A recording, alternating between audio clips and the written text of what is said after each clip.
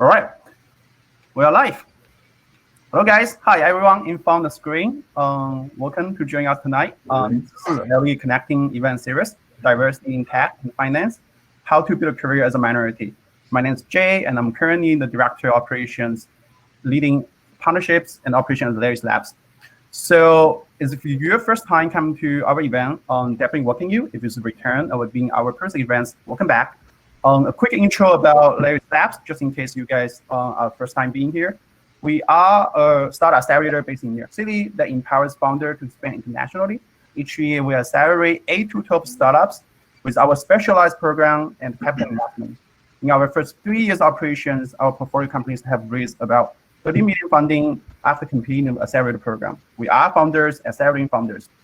So since COVID and the pandemic coming earlier this year, we've been thinking about how we can help global founders better. So we launched an initiative called Supernova 2020 Global Pitch Competition, in which we help connect with screening more than 1,000 startups, hosting 5 pitch sessions online across both Asia and the USA, inviting 20 plus VC judges, and totally reach about 20,000 total online views to helping founders global-wise to get more connections and opportunities and resources in different regions. So to continue the momentum, we start something called LEL Connecting as a community through events focused on providing constructive value and knowledge to young professionals and startups, fans, interesting VC, tech fields, and founders seeking resource opportunities. So that LEL Connecting comes in 2 parts. One is connecting new era, and then the other one is connecting diversity. So in new era sessions, we invite top industry professionals from the startup and the VC world to share their first-hand insights and expertise from founders, startups, and investors looking to pivot aiming the COVID-19. A quick recap of our first speakers. We got multiple VC founders, successful fund managers, as well as serial entrepreneurs and the growth stage founders joining out, sharing their insights and expertise moving forward. And a quick highlight as coming forward is we have multiple sessions talking about different legal issues and growth stage in the consumer startup. Paving forward, we're also going to have about the future of fintech and also a big trends coming out in 2021. So tonight is actually the other section of LEL Connecting called Connecting Diversity. So in Connecting Diversity sessions, we invite minority founders, investors, as well as tech executives and entrepreneurs like we have tonight with an international immigrant background or more diverse background to join us together, address certain topics aiming the current political landscape and share a personal experience as a minority in startup and tech. So tonight is our first event as an LEL Connecting Diversity series. So yeah, we welcome you and join us, and thank you guys for being here tonight. So quick roundup for tonight's speaker. We are glad to have John, who also coming out to our LEL Connecting series much earlier, share about his experience running product and also daily operations as a growth stage startup. And otherwise, we also are really proud and a pleasure to have other speakers such as Betty. Betty is a founder and a CEO Inspiring Diversity. And Betty also is co-founder of TaiQ, which empowers people globally to think, act, and interact exclusively. Her clients including Intel, SP Global, American Express, Thomson Reuters, and the American Red Cross United States Military Academy. And I will move on to other speaker before that, and so we can give more mic to when it comes to the most personal experience. Next, we also glad to have Brad Johnson. So Brad is currently an implementation consultant at LinkedIn. He leads SaaS implementation for customers in their talent solution enterprise program. He also worked at a banking and financial institution, including Goldman Sachs, Morgan Stanley, and the KPMG.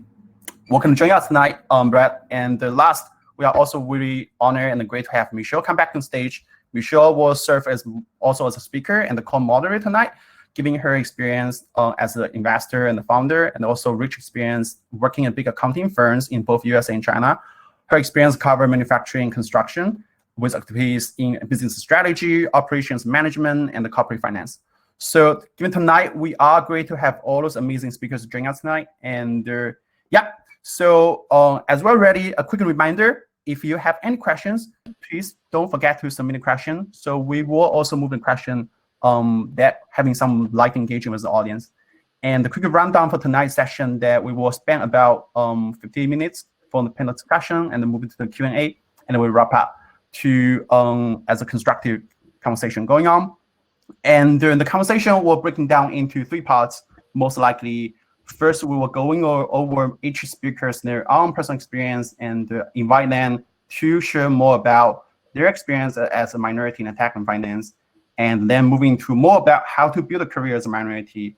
And to the last section is making a change. What we can do to challenge the current landscape before we move into the Q&A sessions. So that's for tonight. And speakers, are you guys ready? Sure. Well, welcome to the stage. As we queue in the panel discussion tonight, as we call about diversity in tech finance, I would like to invite each of you, maybe getting started, to first share more about your personal experience, self-intro, and it'll be great to integrate that some of your personal experience that align with the topic tonight, that what it's like being a minority in your field. So maybe we can getting started with Betty, you want to queue in for first?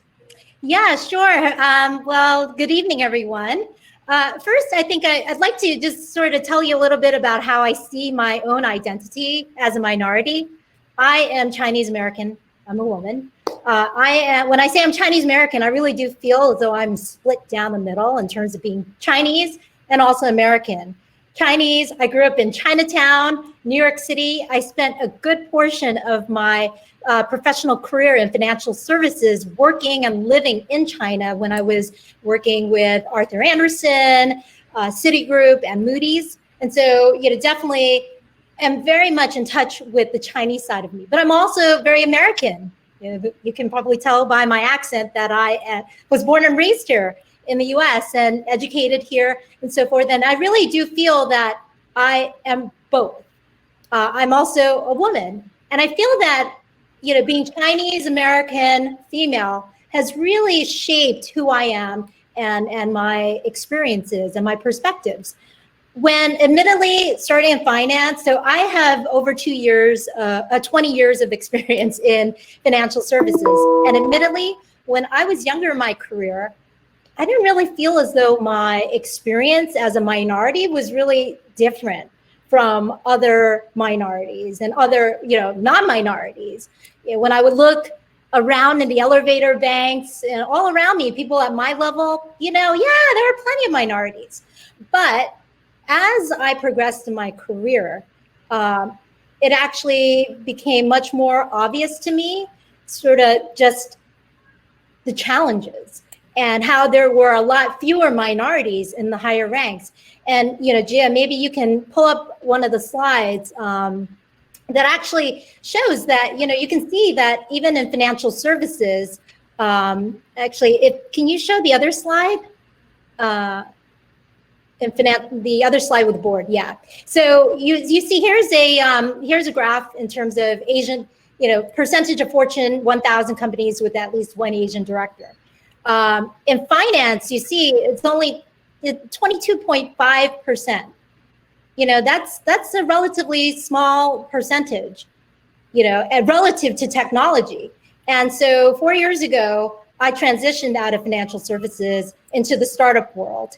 And I would say that, since then, I feel as though it's, there are a lot more Asians in senior leadership roles in technology. And you can even see that here on the graph. It's 55% of Fortune 1000 technology companies have at least one Asian director.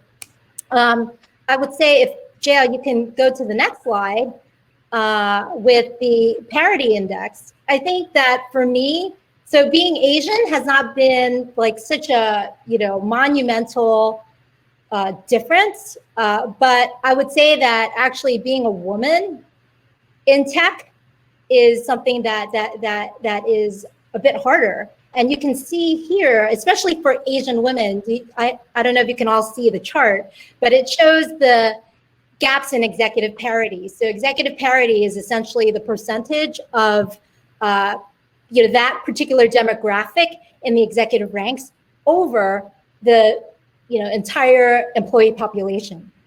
So ideally, you want a parity of 1, right? But it shows you here that for minorities, we're significantly below parity.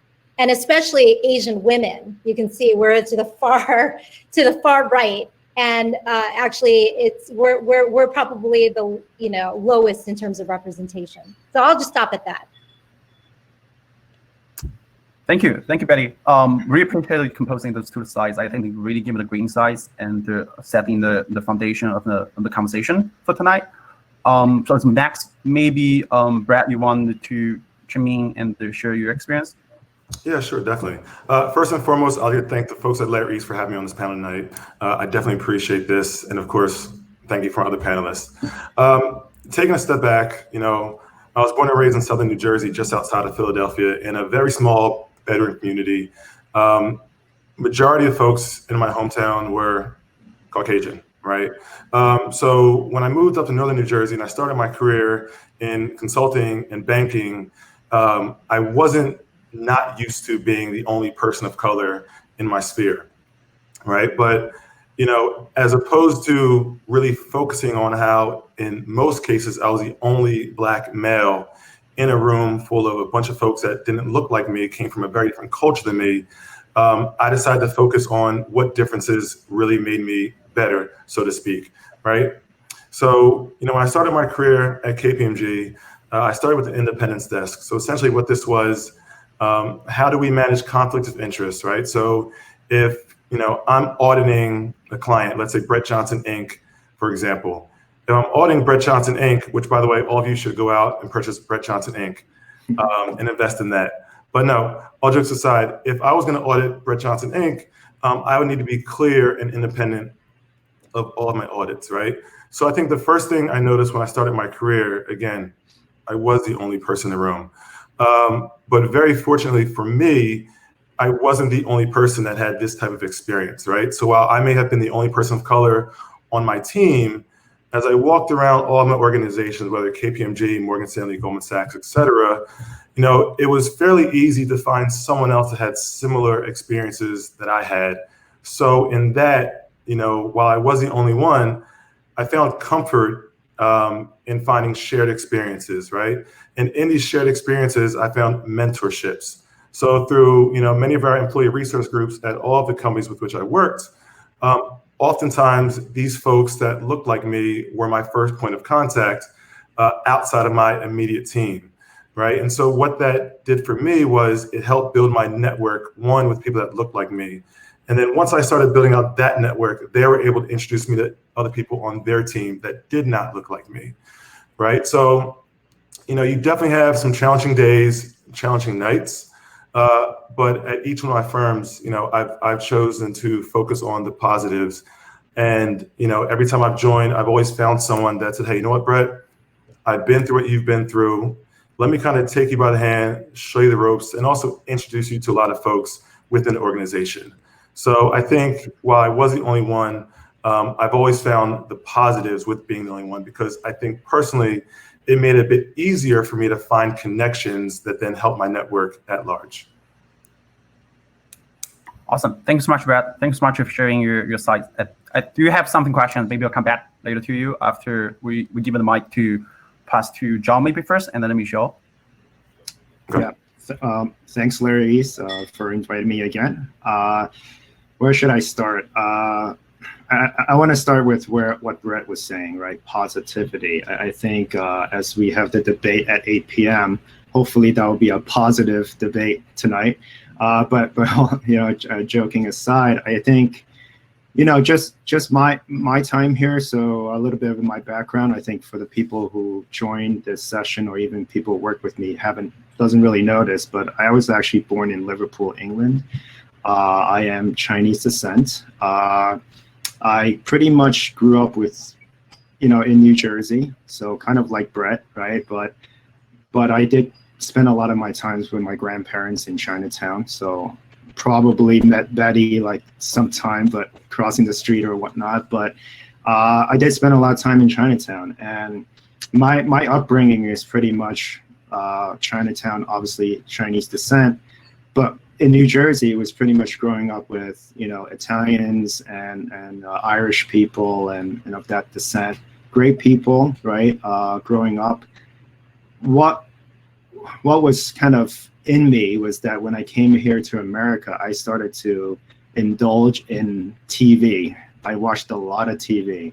And I watched so much TV that my mom said I'm probably the most diverse person coming out of watching TV, because I watched African-American TV, I watched Chinese TV, I watched American TV, right? So in that sense, I think I'm well-rounded, and that, coming into, a workforce and being very fortunate to joining Goldman Sachs, just like Brett, right?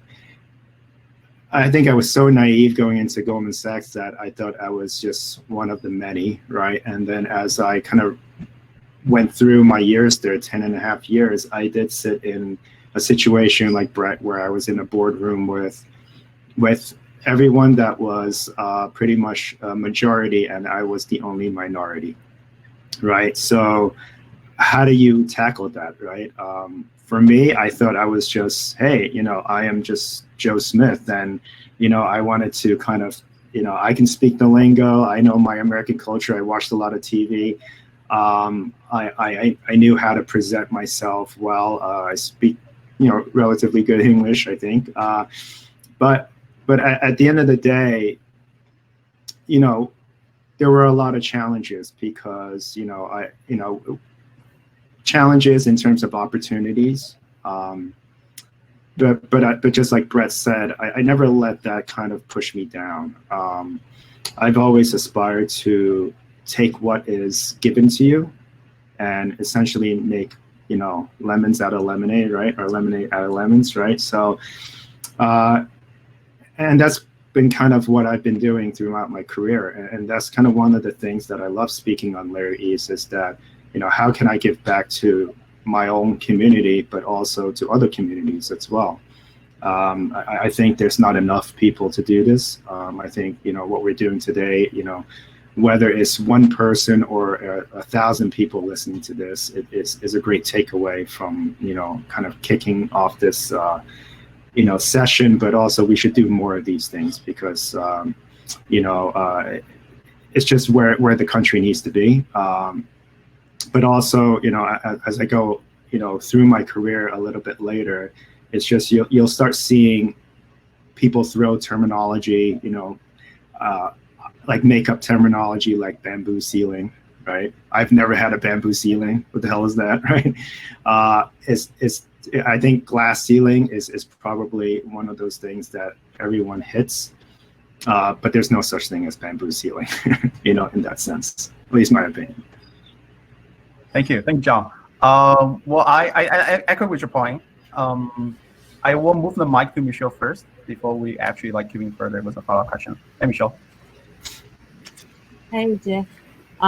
It's really a great pleasure to join the panel with Betty, Brad, and also John. And also, I want to give John a special thanks, because this LEL Connecting, actually, we got inspired from you.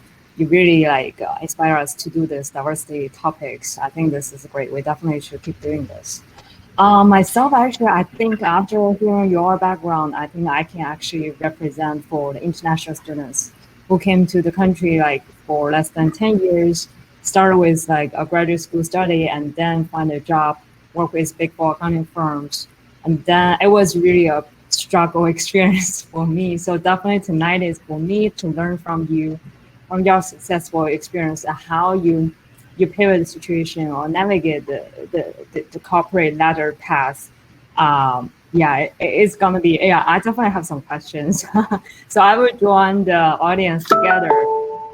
So let's discuss this, how we can drive diversity and inclusive in the tech and the finance industry.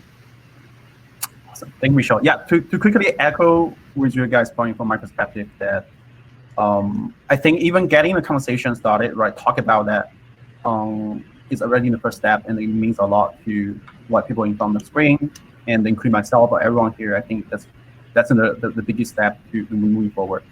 And so, since you mentioned, or all of you mentioned touching point about the challenges, and also that we have kind of touching base firstly, that not necessarily as challenges as minority, right? It could be playing on the other part. It could bring in additional opportunities. So I think it would be great to move the scope more, talking about like based on your guys' experience and understanding that as a minority in the career path, tackle finance wise, what are some challenges you would like to share, as well as like opportunities that you feel that as a minority they're adding the value to that? Because I feel that it's not like a singular thing, right? It always comes binary, and the other side is needing the reverse of a scenario. I think will provide more objective and comprehensive scope to the audience in the screen right now. So yeah, so feel free to cue in when you're ready. Sure. Should I get started? Yeah, sure, man. Always welcome to get started. Yeah. So, you know, in terms of challenges, I think it's really important for us all to recognize that even as minorities, you know, we have our biases. Everyone has their biases. And unfortunately, we're all also on the receiving end of negative stereotypes and biases. And, you know, personally, I have experience where when I was a senior vice president already, you know, a prospective partner in a conference room said to me, you know, hey, I'd love some tea with milk, even though it was so clear that the cart was right there. And I was actually shocked, first of all, because I was not expecting it, being in my position. And I calmly said, you know, well, hey, feel free to help yourself. The tea is right there, you know. And so it's just sort of, you know, we're all on the receiving end of this, and you know, just use that as an anecdote because, you know, let's face it, everyone is subject to, and also, you know, has unconscious biases, right?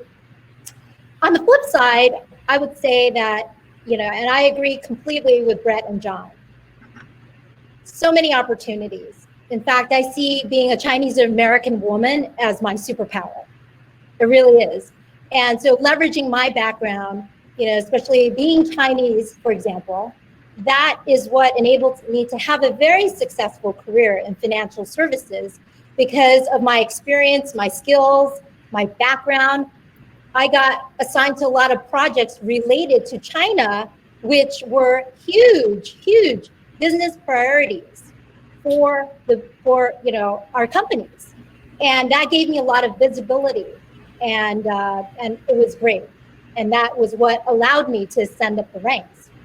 And I would also say that being a Chinese American woman and having been that woman of color, rising up the ranks, with my shared challenges as well as successes, is what fuels my passion and to really make a difference, leveraging my experiences, my perspectives, to provide those solutions that I felt should have always existed in terms of building cultures that are really diverse, inclusive, and lead to belonging, right? And so I would say that it really is my superpower. And so I try to focus on that. Yeah, go ahead, Brett. Yeah, I'll kind of add to that. So I think there's quite a few challenges, but if I were to think back, you know, last decade or so of my career, I think one of the biggest challenges, I think, is cultural differences or even access, right? And what I mean by that is sometimes the biggest challenge for me and many others is more internal, right? So how do I think I'm being perceived? If I'm thinking about stereotype threat, right? So there's a gentleman by the name of Claude Steele who wrote a book called Whistling Vivaldi. And he goes through what stereotype threat is, and he performs a bunch of different case studies and experiments. And one of the ones that always sticks out to me is he took a few different groups of students at Princeton, and he took a group of Black students and a group of white students. And he asked them the same questions, right? So with the Black students, he said, if you play this game of miniature golf, this game of miniature golf is going to score your athletic ability. When he told these students that it was going to score their athletic ability, they were hitting par for the course, out of this world. When he told the students it was going to score their intellectual ability, the scores dropped. Now, when he did the same study with these group of white students, the results were exactly the inverse, right? So I think sometimes the biggest challenge for me is myself, right? I know how I think I may be perceived, but it's oftentimes difficult to really state exactly how I'm being perceived, right? So if I've been working on 2 projects and I'm leading these assignments and I'm expecting a big promotion and bonus at the end of the year, and I don't get that, but my counterpart gets that promotion and gets that bonus, you know, I'm always wondering, or could be wondering, is it because, right? So I think that's always a huge challenge. And for me, it's not to say that I like challenges, but regardless of the challenge that's in front of me, I have to find a way to kind of get over that hurdle, because the hardest thing is not knowing if what you're feeling and what you're seeing is correct. Now, I think in my case, you know, going through empirical evidence of just my career and speaking with companies and friends of mine that work at other firms, and more often than not, I think, you know, the challenges that I think it is, I'm confirmed correct. But I always have to try to find a way to kind of push through those challenges, right? Because at the end of the day, I'm showing up because I have a job to do, right? And, you know, oftentimes that job you're doing is temporary. So you're kind of trying to find a way to get over the challenges, whether it's cultural or the challenge is actually internal as well. Yeah. So, do I have my mic? Yes. In terms of my corporate career, right? I remember, just similar to Betty's comment, I did not get tea for anyone, but yeah. There was a different conversation where we had like this kind of Asian club back in the day, right? And I remember, you know, there were some Southeast Asian people that joined. They were stopped at the door because they were not Asian, right? So that to me was probably one of my first times in my early career that I was like, how come we're not including these people? Like, I think that's kind of where the problem where society is, that if you have a bias towards other people, learn about their culture first, right? Understand their culture before you make a decision on, you know, is America, right? Freedom of speech. You can choose not to like people, but you should learn about their culture, learn what the good things and bad things of those cultures before you move on, right? And that kind of goes to that point of my time in corporate, and one of the things I love doing is, you know, and a lot of people shy away from this, is it's kind of understanding how to build a great team. You know, I'm typically a product guy or kind of a, you know, but I see it the same way, right? Building a product means that you have to get customer feedback, right?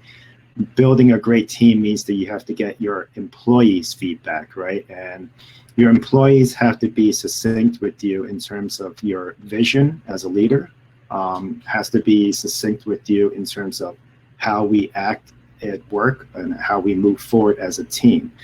A lot of these times, you know, whether you're a 2-person startup or you're a 200,000 person company, I think a lot of that is lost because we're always about the money and we're always about how to make more money.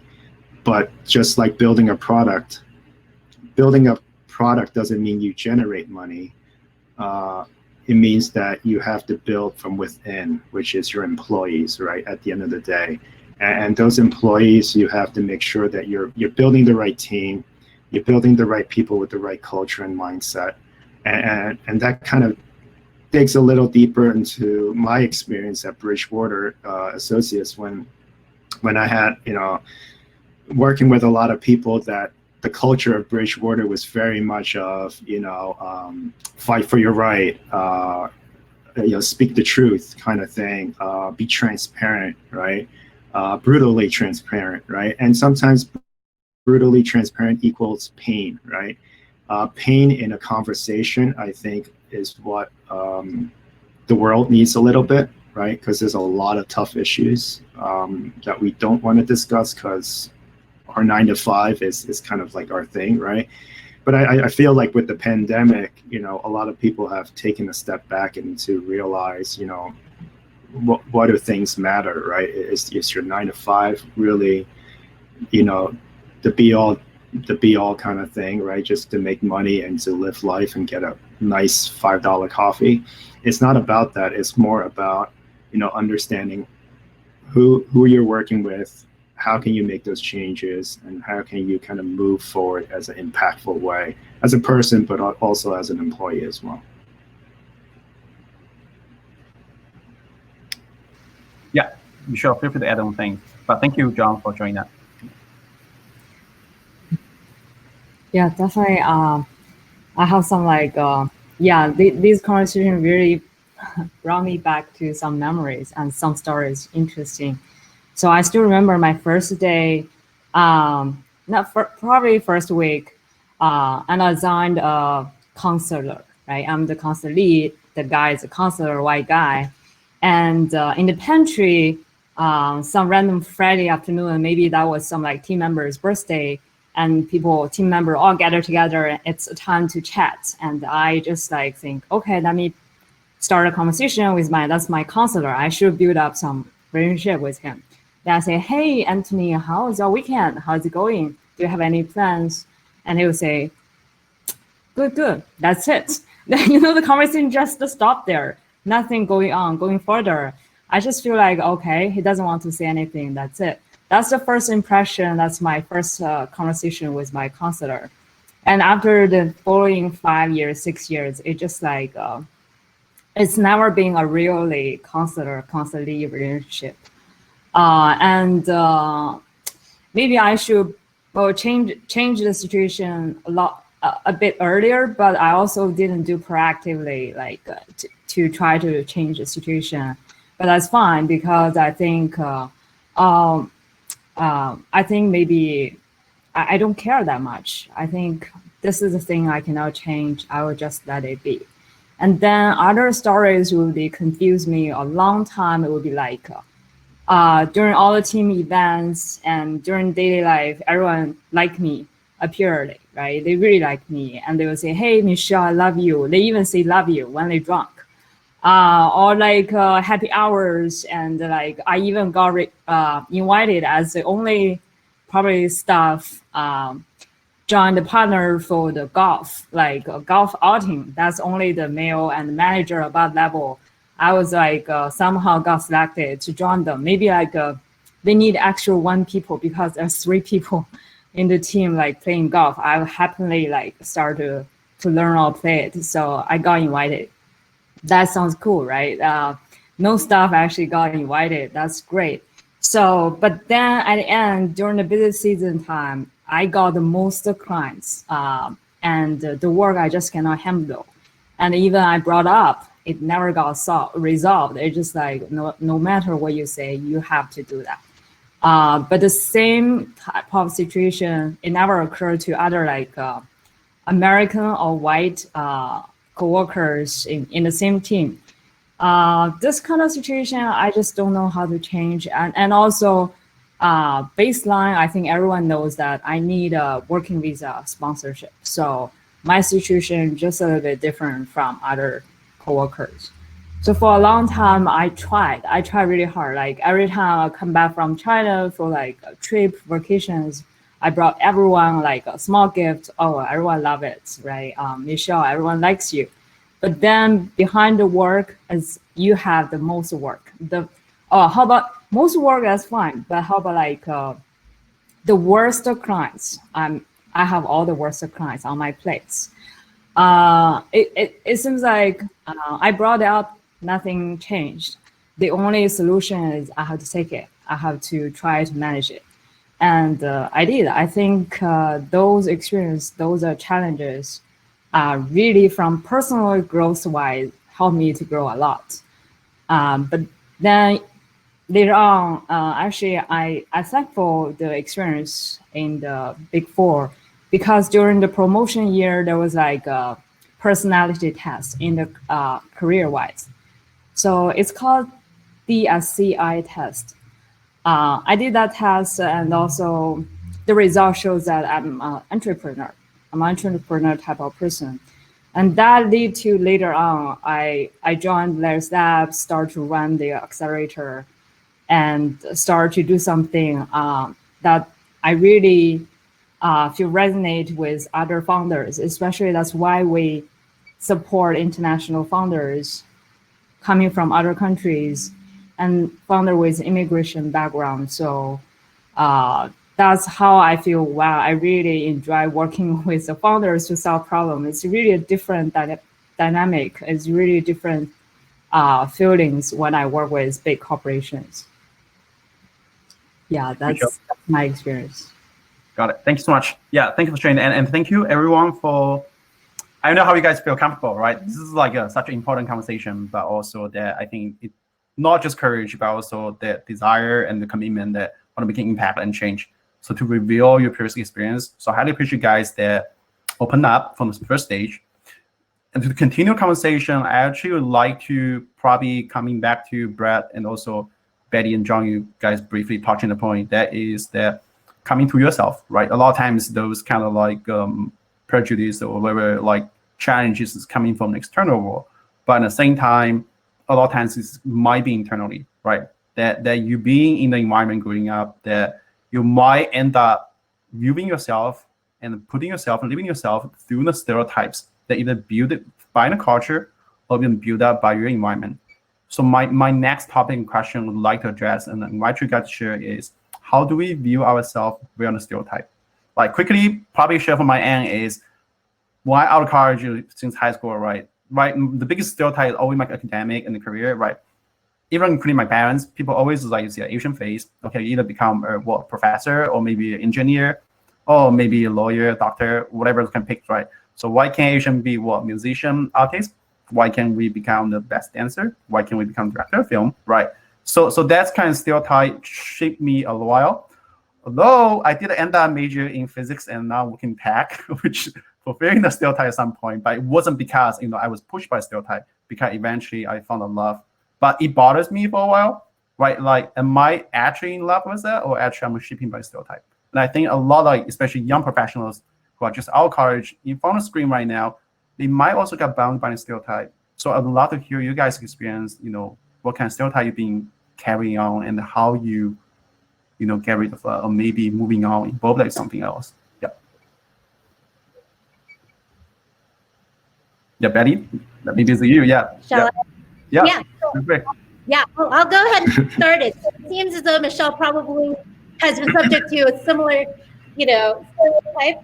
Asian women oftentimes seen as, the hardworking, quiet, deferential, smart, person. Okay, so, I have benefited from the stereotypes of being smart and hardworking. When people first see me, maybe they assume that I'm quiet and deferential. But, I think you guys probably have gotten a sense that I'm not that. But I will say to you, though, that I have personally fallen into the trap of even perceiving myself as being quiet and deferential. I mentioned that I'd worked in China for a number of years. And so in China, the dynamic was that because I was not the most senior person in the room, that I needed to defer to my elders, right? And the more senior people in the room. And so for 3 years, I lived and worked in China full time. And that was my mindset. Then I got accepted into Harvard Business School. And that mindset does not work if you want to actually get good grades, because grades are very much based on, a big portion of it's based on class participation. But yet when I first got it, I have to admit, when I first transitioned back, to the States and I went to Harvard Business School, I found myself caught in that stereotype, in my own mind that that's what was expected of me. Luckily, as you can probably tell, I've kind of kicked that out of me, right? And, have, really grown back into my own skin. And I really feel that it's so critical for us all to challenge the stereotypes that are out there. And, my mom is my inspiration, and she is not quiet and deferential. She is a powerhouse, and, she's my inspiration. She and I wrote a book together. My mom's name is Po Ling, and we wrote a book called, actually here it is, Po Ling Power. And it's really about how do you propel your authentic self and others to success. And it's really, it provides a framework for anyone to use, regardless of your background. But I have to say that my secret agenda for writing the book sharing the framework and sharing our stories, my secret agenda is really to challenge the stereotype of Asian women as not being strong leaders. So, I think that we all should be very cognizant about how we are, helping to challenge negative stereotypes.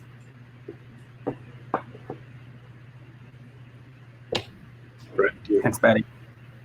Yeah, sure. Yeah, what I'm gonna. Yep. So I try my hardest not to view myself through any specific stereotype, right? At times it does kind of enter my mind, right? So there's just so many negative stereotypes about Black Americans or Black American men, and it's really difficult to pinpoint what I think someone else thinks of me. I recall I was in office one time and a young woman said, "You're from Newark, New Jersey, right?" I said, "No, I'm not from Newark." "Why? Like, what about me makes you believe that I'm from Newark, New Jersey?" Right? For those on the call that are not familiar with Newark, New Jersey is an inner city in New Jersey. I said, "No, I'm not." She said, "Well, you've got to be." "Well, no, I'm not." Right? So, it's easy to get lost in what people think of me, right? Am I speaking eloquently enough? Do I have the degrees and the university with which I attended? Is it prestigious enough to fit into someone else's culture or what someone else accepts as dignified enough to meet them on whatever level they are, right? And I think I mentioned this earlier, I try to focus on kind of blazing through those stereotypes because I don't feel it's my responsibility per se to teach everyone that, one, I don't fit into those stereotypes, and two, the stereotypes that you think of me are just negative. And if I were to have a candid discussion about stereotypes of someone else's ethnicity or race or gender or sexuality, I doubt they'd want me to view them through that lens either. So yeah, I try not to view myself through that. I will say at times it is a bit difficult, right? And the approach that I try to take is more so a positive one, that since I can't control what you may or may not think about me, I'm going to treat you as I would anyone else in a workplace, which is putting my best foot forward, because I do understand that stereotypes do exist. And if you look at me in a negative light, then I do have a bit of a responsibility to kind of blaze a trail for the person or persons coming after me, right? So with that regard, I try to do a bit of mentorship, right? Whether you look like me or you don't look like me, I'm kind of in this place for a reason. And if I can set an example, right, if someone's, Black American, Asian American, it doesn't really matter, I just try to do the best thing because I think it's just the right thing to do. If that makes any sense. Yeah, thanks for that. I think if I were to throw stereotypes out, just like the past speakers, is like I must be a black belt. I must be a doctor in my life. I must be a person that just works really hard, that doesn't say anything, right? So, I don't think, obviously those are embedded qualities of prior generations. But as with any generation, it evolves, right? And one of the things that I like to give back is, focusing on what I've learned as a person. Just like Brett said, I don't have yellow in the skin, right? Or I don't view Brett as African American. I don't even look at people as they're men or women, right? In that sense, because I want to understand the core, what they believe in as a person. I want to see what help they need, and how I can not necessarily mentor. I think everyone in this world needs some type of mentorship. I think it's about how we grow together, right? I suck at a lot of things, but what I'm good in, I hope to give back to a lot of other people. It's like when I was in corporate, right? I remember I was sitting next to an Asian guy, and this senior executive said to him, "How come you don't speak English like John?" And and at that point, and I'm like, stay out of this, right? Because I'm Asian. I don't want conflict, right? I stay out of it, right? But then now that I look back and I'm older, and I'm like, man, that was like, I wish I spoke up. You know, first of all, the guy that was said to was my boss. So that was even worse, though. It was two bosses saying that to my boss, and but even so, I should have spoke up because you know, that that's not right, but it's also, these are the stereotypes, is that if you don't speak English in America, you should not be, you know, you should not be on the top, right? Those are really bad kind of stereotypes, but also, you know, uncovering the stereotypes is just, and I see this, and part of the reason why I reached out to Michelle and Jay is that it's, you know, stuff like Lair East or any type of mission in bringing immigrants to America, right?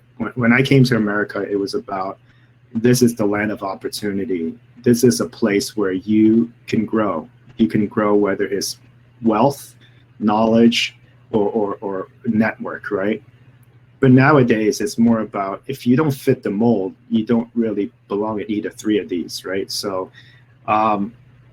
when people come to this country, it's more about, and I see this with my own culture, right?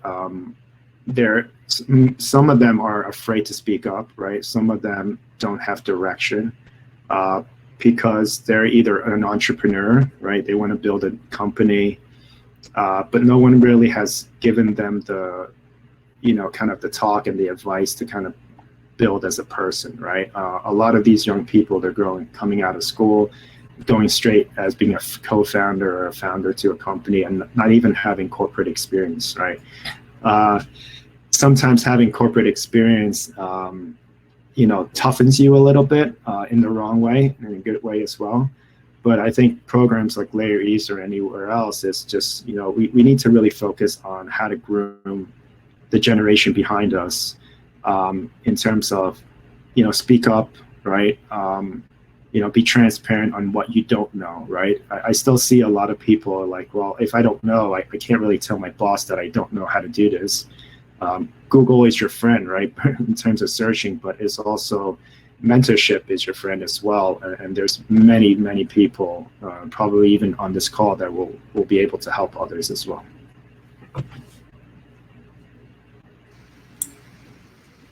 Yeah, so it's quite interesting. I actually didn't have that stereotype when I start working with big companies.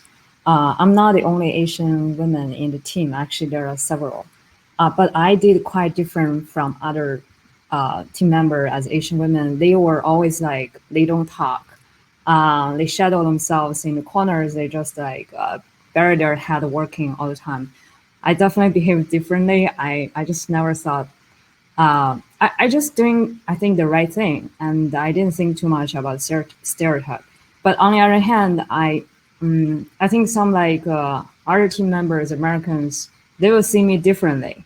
They may have the question why Michelle actually kind of behaved differently than other Asians. She's quite brave or bold sometimes. They may think, like when we order food together. I would like for example, we all order like Chinese takeouts during the lunchtime.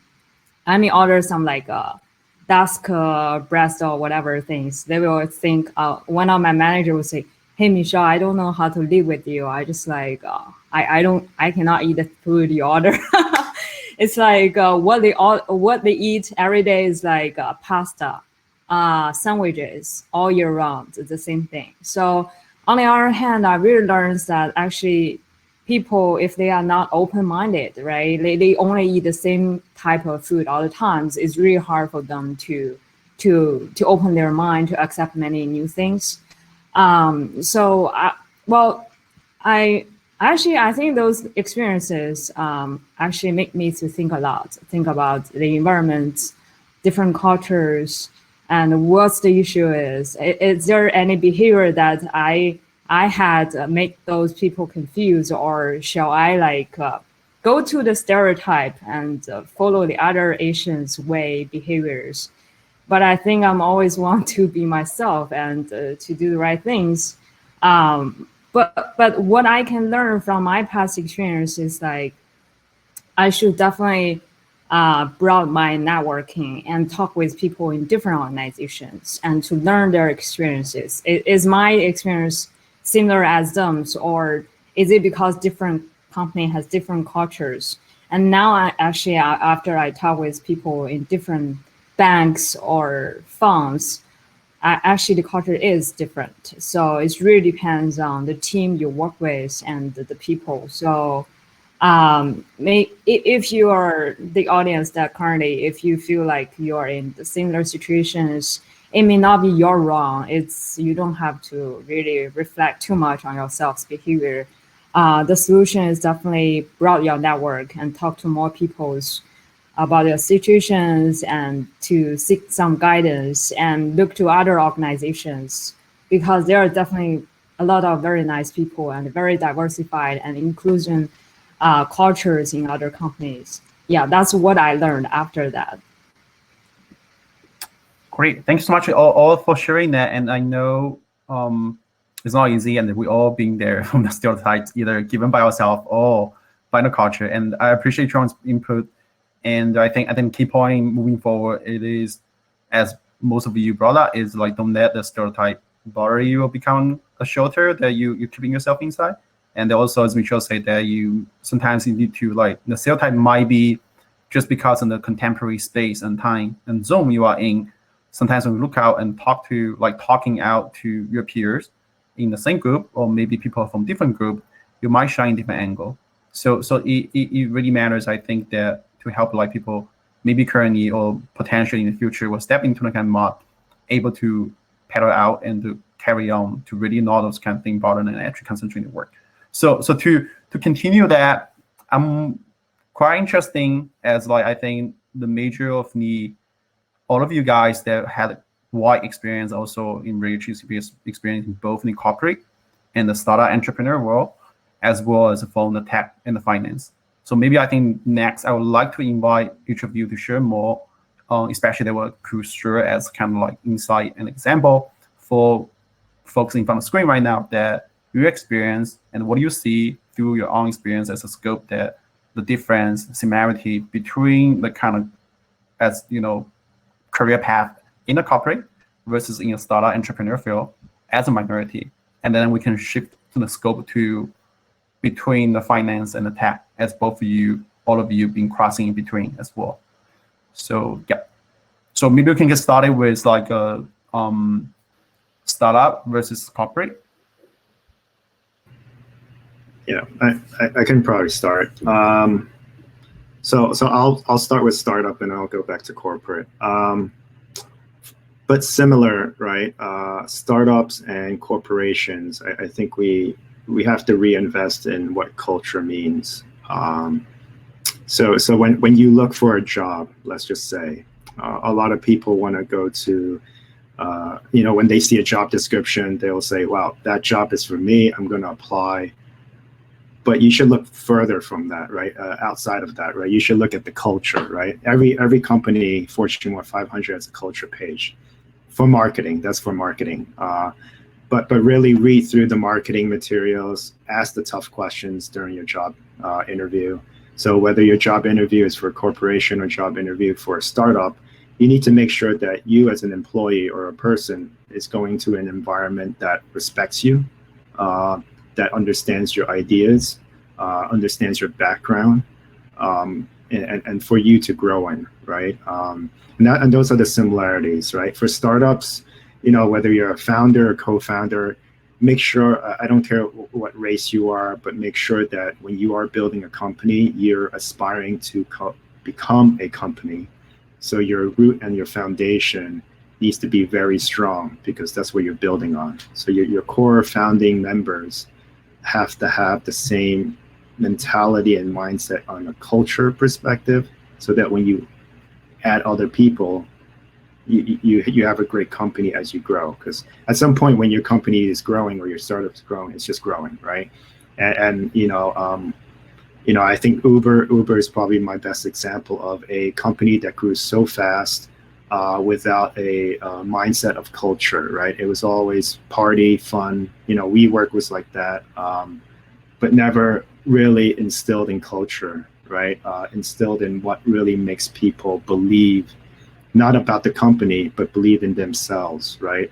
And that's the most important thing is, and then same with corporate. I think with corporate it's a little bit backwards because you're already a big company. So how do you deliver the message from top down, right? Some companies have chief diversity officers. Some have, different people of different color in the board. Those are great first steps. But I feel like, past those first steps, you need to deliver a strong message about, why are people in these positions and why it makes sense, for those corporations to kind of grow even bigger, right? Probably one of the oldest companies is like General Motors, right? You look at General Motors versus Apple, right? Apple is a very diverse company, versus General Motors is similar, a big company, but it's, it's just very different in the limelight on what they're doing. So, my challenge to any of these companies, if I were to join them, is how is the diversity, how is the culture mindset, and how do you treat your employees in that sense? I rather forego your free lunches and sleeping pods if you only give me some respect, and that's all you can do, right? It's give me a good salary and a good respect as well. but outside of that, on a serious note, it's I think sometimes we lose focus of that, and I have faith that because of the current climate and the current issues with Black Lives Matter and all those other important issues, is that we need to really double down and really understand who we are as a person, and then how we can grow the people around us, and yeah.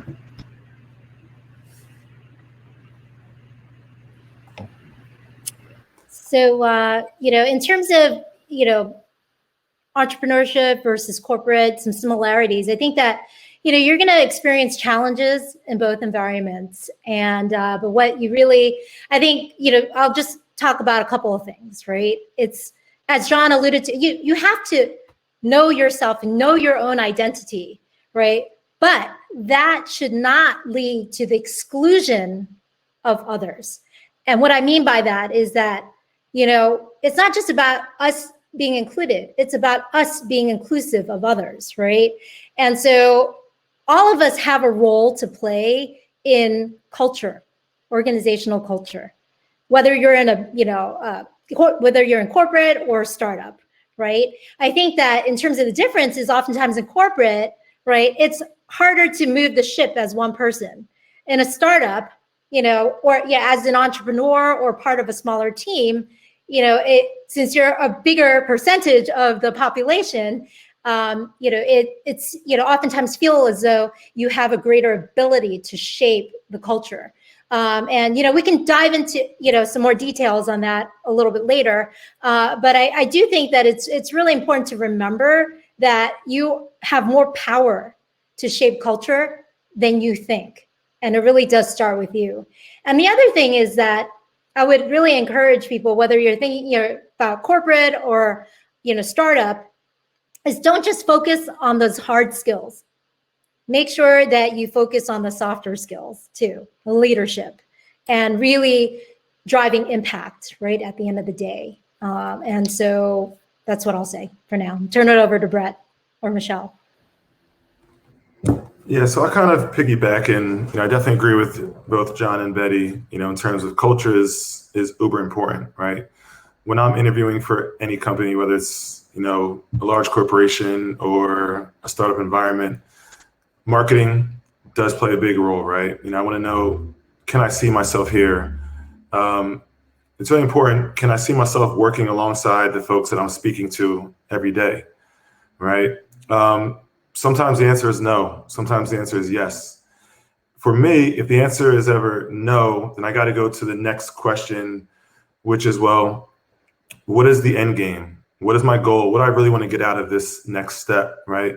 Is this next step going to be maybe a short-term achievement, or is it long-term, right? So I've never had a problem with being the only one in the room, right? There's a lot of ways you can look at it as being a difficult scenario, right? Or you can put a negative spin on it.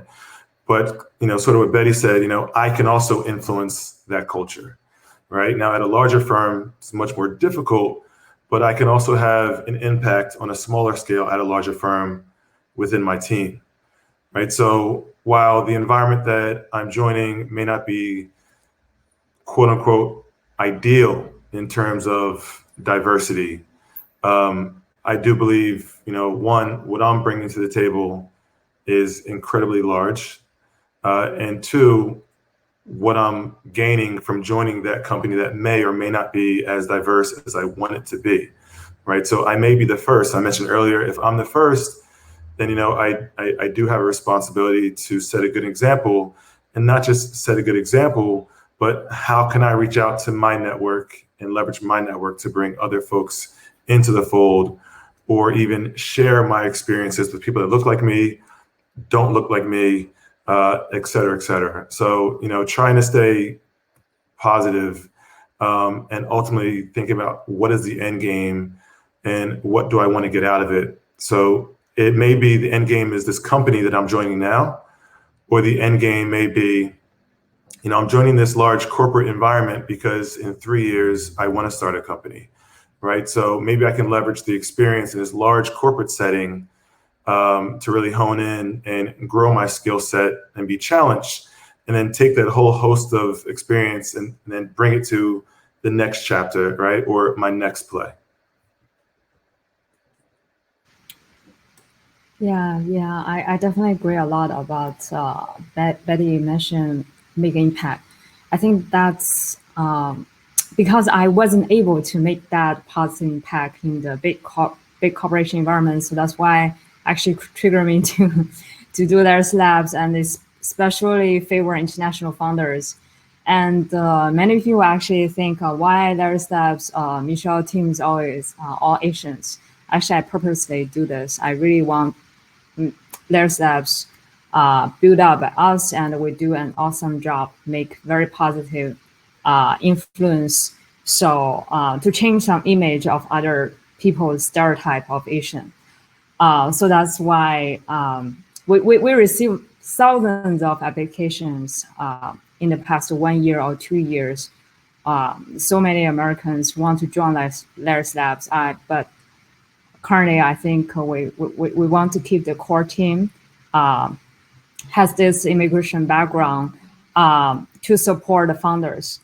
So I do think if people really want to make positive impact, it doesn't matter in startups or big corporations. For startups, it's just easier because the team-wise or the organization is more flexible to make things happen. So I definitely support or would like to help more to build up a very inclusive and diversified culture and environment. Well, thank you everyone for sharing that your thoughts on that topic. Maybe moving forward, as I mentioned earlier, we can quickly share more about your thoughts in between the difference between that finance and tech, as like people have some trend like saying that a lot like tech company is a new IB kind of scenario, like tech industry become more and more like a finance culture. So what's your thoughts on that? Maybe share from your experience in comparing to like tech and finance. When you guys started a career 15 years ago, how that's different from now? And then we can move on maybe to doing more about some strategic constructive feedback tips, strategies that you guys would love to share with people in front of screen who are most likely, I think, believe is in the entry level for job or mid-senior, looking to pivot through a higher position. Yeah.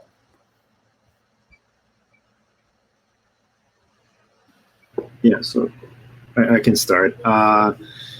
So just to reiterate your question was more about how can people from different levels join tech.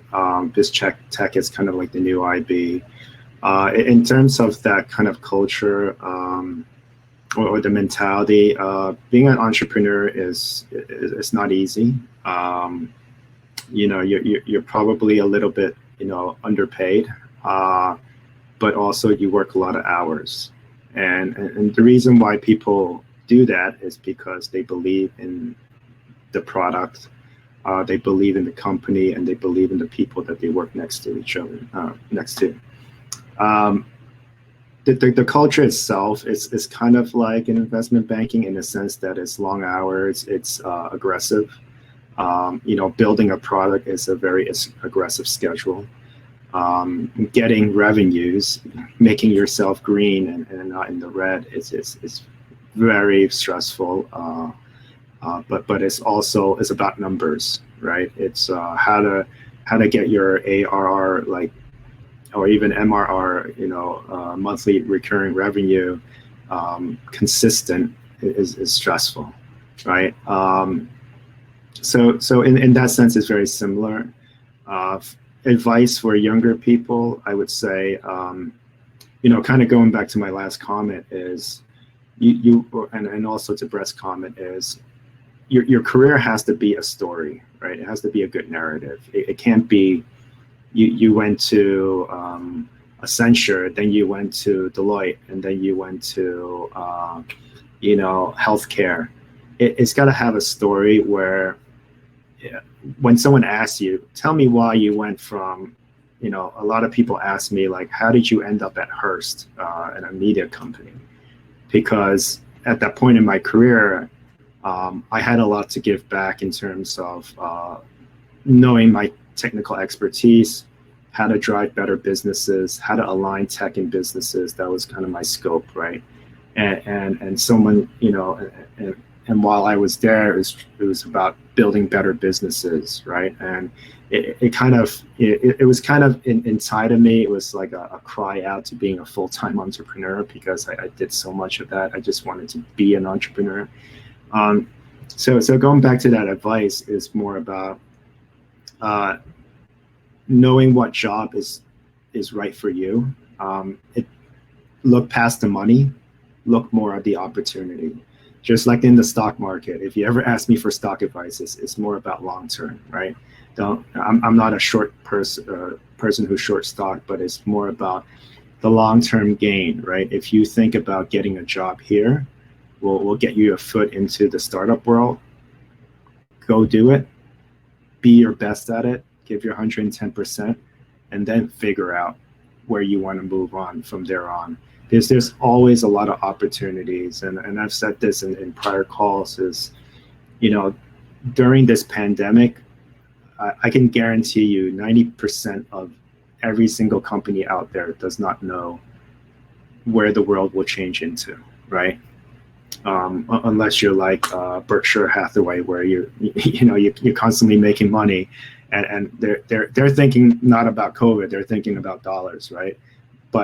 But if you're a younger person and you're thinking about where should I go, there's no better time to take that risk, right? And that risk is, again, it's not about dollars, it's about how are you going to step on this next opportunity, and this next opportunity will kind of propel you to a better opportunity going forward.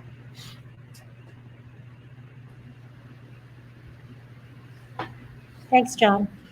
So, you know, just before I talked a bit about what I felt were the differences between finance versus tech, so I won't focus my time on that. But just to the question in terms of tips and strategies, really want to go back to two very fundamental things. One is really focusing on those softer skills, and then secondly, it's about really being inclusive. And, you know, just going back to the softer skills. So my mom, not the typical Chinese mom. Of course, academics, baseline requirement, right? But my mom really focused on teaching me more about those softer skills. And so, in fact, polling power. Every letter in polling power stands for a different consideration for what it means to propel yourself, your authentic self, and others to success while managing what matters. So P is in polling is about persevering for your purpose. O is for others, helping others to succeed. L is leading. I is inspiring. N is networking, as we talked about before. And G is growing in terms of pushing yourself, beyond your comfort zone, right? And the power piece of it is really about, while you're living according to polling and the things that I just articulated, it's always making sure that whatever you're doing is aligned with your and other stakeholders' power. And what do I mean by power? P stands for priorities. O for obligations. W for worthwhile activities. E for energy. And R for resources. And so, it's not what probably the typical, quintessential Chinese mother probably teaches. But I found that it's what my mother role models for me. And what I have found is very much valued in corporate America. And, not just corporate America, but in American business, even in the entrepreneurial space, right? And so, so focus on those softer skills. And, of course, the hard skills, they're baseline. But if you really want to stand out, focus also on the softer skills. The other thing is really about being inclusive. It's not just about being included. And yeah, I don't know if you want to bring up a few slides. And thank you, by the way, to those of you who participated in the TIQ assessment. So TIQ is the name of one of the companies that I run, which stands for the Think, Act, Interact Quotient for Inclusive Behavior. We've talked about this before, really how individual behavior and organizational behavior really go hand in hand, and really how we think, act, and interact as individuals really influences how an organization looks, acts, and feels. So the look is really what people typically call diversity. The act is really about the inclusion piece, and the feel is more about the belonging, right? And really, organizational and individual behavior actually influence each other. And so for Gia, if you want to go to the next slide, a number of you took, and there should be a few boxes, I think if you click further, highlights the areas that were the lowest scoring. Gia, I don't know if you can. But essentially, a lot of us, think we're inclusive, but what does that really mean? And I have to be quite honest with you that even myself, I didn't fully appreciate what it means to be inclusive until I co-founded TIQ and really dove into the research. Some of these behaviors, for example, being open and being courageous, Michelle and John talked about, right? But it's also about being culturally competent, aware, unbiased, collaborative, curious, and performance and goal-oriented, right? So it's not just about others treating us this way, but we also have to be this way. My career breaks, honestly, have been from a lot of people, a lot of non-Asians, a lot of men, not just women, right? And so we need as many allies as possible, because anybody can be your ally, and we need to be inclusive of other people.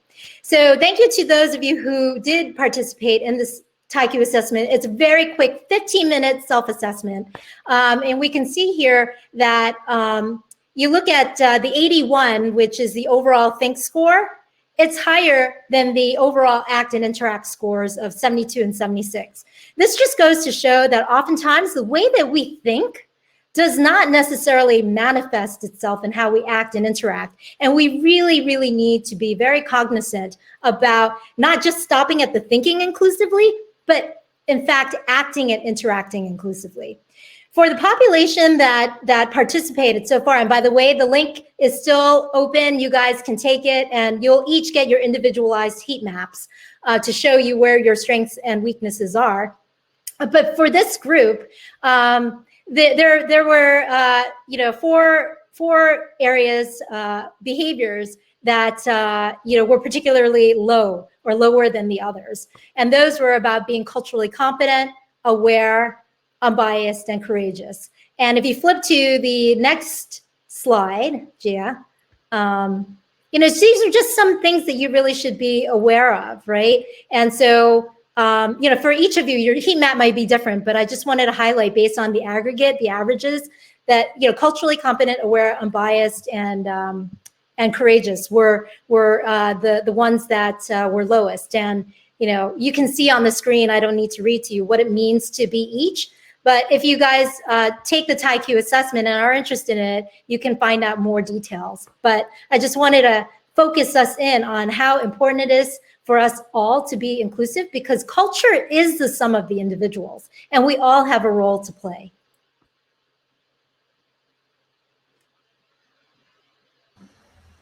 Thank you, Betty. Thank you so much. And also, I think it was really interesting. I also actually filled out the survey. So I think definitely will be interesting looking into the heat map, and to the audience.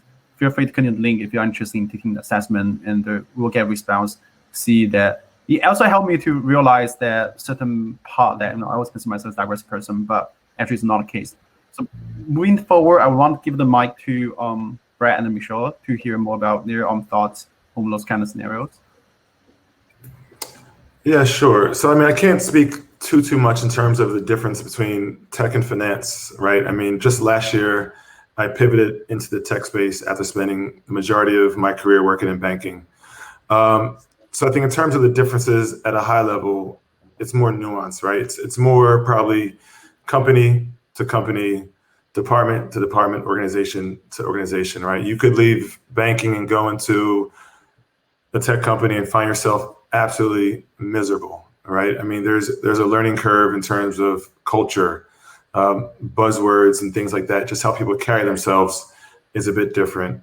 In terms of sort of tips that I would share with anyone thinking of either making the pivot or coming out of university now, I think I would start with, just trying to get to know yourself a little bit better, right? If you're not a morning person, then choosing a company or an industry that has you in the office at 8 o'clock in the morning, no matter how much you love working in tech or working in banking, it's just probably not going to, bode well for you, right? So if you want to work in banking, hypothetically, if you want to be an investment banker or a trader, you're not a morning person, it's probably not going to work out too well for you, right? But within banking, there's a lot of different departments and division that you potentially could find your home that you may have to arrive at 8, 9 o'clock in the morning. I think the other thing, no matter which direction you choose, banking or tech, I think you kind of have to be a bit driven, right? Because no matter which route you choose, there's going to be days that are going to be difficult. There's going to be days that you probably hate your job, right? There's days that you're going to work late. The question is, do you have kind of that stick-to-itiveness to kind of push through when times are tough, right? And I think that's going to, happen regardless of which direction you choose. And then the other thing I would probably highlight is, as soon as you get into a company or even before, start seeking out, mentors or tutors and sponsors. And that really sounds kind of probably corny or cheesy, but what I've tried to do at each company that I've joined, I've tried to seek out some mentors first and foremost, right? Who are some folks inside the organization that I kind of look up to? And not necessarily do I look up to in terms of just what I'm doing today, but if there's someone that's a great speaker, I may want to put time on their calendar just to get to know them a bit better, because that's something that I want to improve in, right? If I see someone that they're just a bit more outgoing and I'm a bit more introverted, I may want to befriend that person because they have a skill or trait that I just admire where I don't have. Sponsors, I think, are a bit more difficult to get, right? So it's more so that sponsor is going to be that person in that room that's going to speak up on your behalf when you're not there, right? If I'm not at a meeting, I may have a sponsor like, man, Brett Johnson, he's a rock star. That's the person you want to have on your team. And, if you don't have a sponsor in that organization, it doesn't mean that a sponsor in your org cannot recommend you or introduce you to someone outside of the organization, which is also a great thing to have. And then lastly, I think something that's oftentimes overlooked is tutors, right? So that person that sits next to you or across from you that does something that you're not quite good at. So if you're talking about something like Excel or coding, if there's someone that does it a bit better than you, they'd be a tutor, right? And that's an individual that you can ask for help. In exchange, you may buy them coffee here and there. You may buy them lunch, right? And you start to build this friendship that that person wants to help you. And so I think trying to have all three of these, if possible, is usually the best approach. But if you can sort of seek out at least one, you'll probably be much better suited and better as you go forward. And years ago, I had a woman that kind of came across me, and I had a difficult decision on joining an organization that I wasn't quite sure if that's what I wanted to do, right? I wasn't quite sold on organization. I wasn't quite sold on the job itself. And she gave me some really great advice that I try to take with me that so far has proved extremely beneficial, which I think John had mentioned earlier, which is look at the opportunity, kind of more than anything else in most cases. And she said, your generation has a problem where you look at your career as linear, right? If I do this, the next step has to be this. The next role has to be this.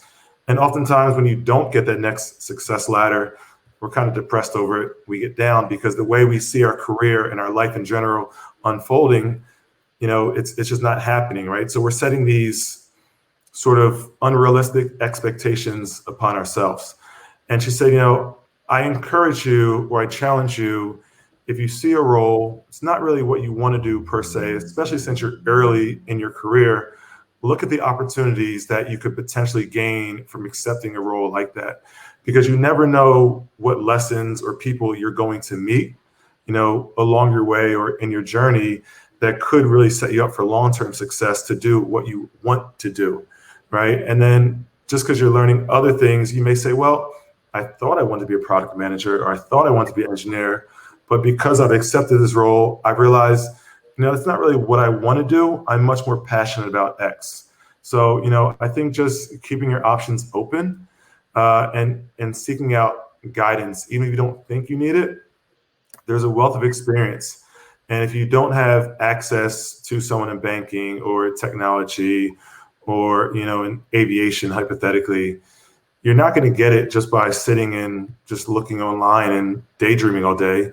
You got to kind of get out there and put yourself in positions that make you a bit uncomfortable, because once you kind of go through the fire and you deal with this discomfort, you're sure enough going to come out the other side with a bit of tougher skin, more experience, and a different, kind of lens to view not just the world, but your experience at large.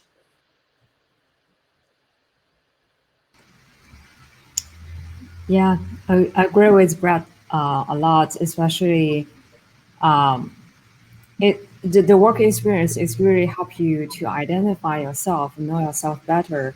So I think inclusive and also diversity is not just regarding to the ethnicities or nationality, it's also about their experience as well.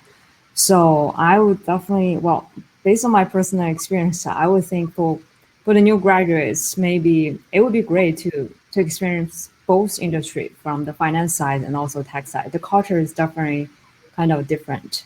I have the experience because I have like a small study group with two girls. They also Asians. They work at Google, and we're learning about the languages that are different words that we encounter during our daily life, and the words and the phrase and the sentence they heard from their colleagues are very mild and very polite and make people feel comfortable if anyone brought up disagreements. But what I experienced before is really direct, very direct, high pressure. The manager will type "damn" or those kind of words in a text box. Nowadays, during the time I was working there, it was a little bit hard for me to adjust the environment. But now, if I look back, actually, I appreciate the hardship during that time. I think it helps me to understand the world better. Definitely increase my adaptabilities and my problem solving skills as well. So I think I cherish hardship. I think that helps you really grow and learn fast. Maybe at your early years, especially your career path, choose a tough way to start in the beginning would be benefit you a little bit better in the later path, I think. Thank you, Michelle, and thank you again for Betty, John, and Brad Chiming. Really appreciate those thoughts, and actually that given the timing, I feel like we can keep talking. This is such a great topic, and we got endless conversation, contents coming out, and I really appreciate that. But I would like to quickly, maybe shining our final topic, and then move to Q&A session, just in case we're running over too much time.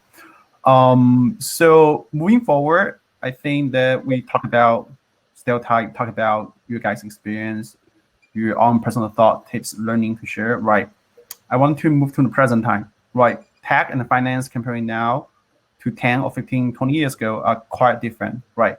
So what's your guys' observation of that as a minority in the career situation and the choices in the current present time, right? Especially after COVID time, and what kind of challenges you see or situation you think that need to be solved? Like what kind of thing would you do or can we do as a problem solvers to help to change the landscape to make a difference?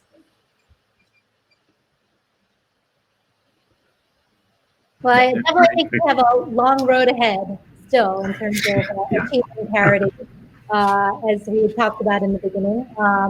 But I think I'll just talk about problem solving, right? And going back to some of the things that we talked about, it's about challenging stereotypes, right? And I would say also, it's really about